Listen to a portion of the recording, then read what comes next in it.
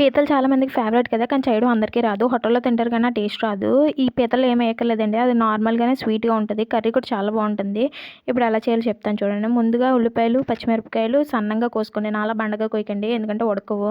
వేసి బాగా వేగిన తర్వాత అందులో అల్లం వెల్లుల్లిపాయ పేస్ట్ వేసుకొని బాగా పచ్చివాసన పోయినంత వరకు వేపుకోవాలి. బాగా వేగిన తర్వాత అందులోనే ఉప్పు, కారం, పసుపు వేసుకొని ఒకసారి బాగా కారం పచ్చివాసన పోయేంత వరకు వేయించుకోవాలి. తర్వాత మనం ముందు బాగా కడిగి పెట్టుకున్నాం కదా! ఒక 3, 4 టైమ్స్ కడగాలండి. ఒకసారి కడిగితే అది నీచు స్మెల్ వస్తదనమాట పీతలు. సో, ఒక 3, 4 టైమ్స్ బాగా క్లీన్ చేసుకొని తర్వాత పీతల్ని నెమ్మదిగా దాకలేయండి. ఇది పచ్చికారం కాదు, ఇంట్లో ఆడించిన కారం. బాగా పేర్చుకున్న తర్వాత ఒకసారి మొత్తం కలిపేసి మూత పెడితే పీతల్లో ఉన్న నీరంతా బయటకొస్తదనమాట.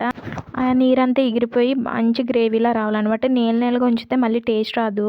బాగా దగ్గరికైతేనే స్వీట్‌గా టేస్ట్ చాలా బావుంటుందనమాట. వీడియో నచ్చితే సబ్స్క్రైబ్ చేయండి. బాయ్.